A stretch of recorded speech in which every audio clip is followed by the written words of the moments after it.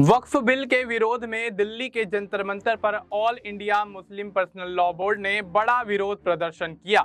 इस प्रदर्शन में यूपी की सहारनपुर सीट से कांग्रेस सांसद इमरान मसूद भी शामिल होते हुए नजर आए। इस दौरान उन्होंने वक्फ कानून का विरोध किया और कहा कि उनकी पार्टी संसद से लेकर सदन तक इसके खिलाफ लड़ाई लड़ने का काम करेगी। हमने जेपीसी में भी मजबूती से लड़ाई लड़ी है। भाजपा के काले मंसूबे कामयाब नहीं होंगे। इमरान मसूद ने वक्फ बिल को लेकर अपनी बात रखते हुए केंद्र सरकार पर जोरदार निशाना साध दिया और ये कहा कि इस बिल में जो लोग कब्जा धारक हैं उन्हें मालिकाना हक देने के लिए कानून दे दिया।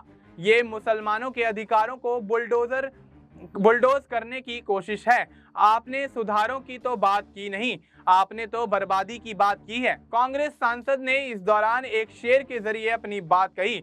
महसूस ये होता है ये दौरे तबाही है, शीशे की अदालत में पत्थर की गवाही है। दुनिया में कहीं इसकी तफसील नहीं मिलती।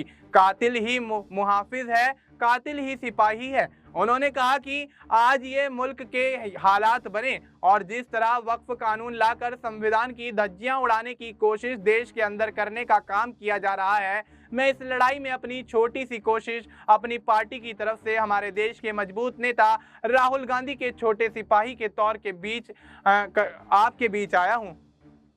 हम संसद से सड़क तक इस लड़ाई को लड़ने का काम करेंगे। उन्होंने कहा कि मैं सिर्फ ये कहना चाहता हूं कि जहां खून की जरूरत होगी वहां खून देंगे और जहां आपको लड़ने की हम आपको नजर आने का काम करेंगे। इस लड़ाई को हमने जेपीसी में बहुत मजबूती से लड़ने का काम किया है। उम्मीद है कि इनके काले मंसूबे कभी कामयाब नहीं होंगे।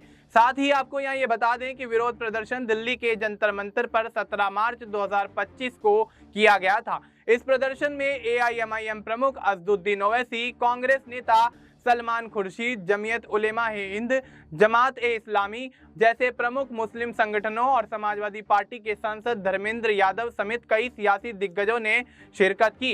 इस दौरान उन्होंने वक्फ कानून को काला कानून करार देते हुए उसे वापस लेने की मांग की। अब ऐसे में देखा जा रहा है कि वक्फ कानून को लेकर एक बार फिर से आवाज उठती हुई नजर आ रही है। अब देखना यही होगा कि क्या सरकार के खिलाफ उठ रही इस आवाज का आने वाले समय में कोई प्रभाव पड़ता हुआ नजर आएगा। फिलहाल आपको इस मुद्दे पर क्या कुछ लगता है, आप अपनी राय हमें कमेंट करके बता सकते हैं। बाकी देश और दुनिया से जुड़ी तमाम जानकारी के लिए आप देखते रहिए SPN 9।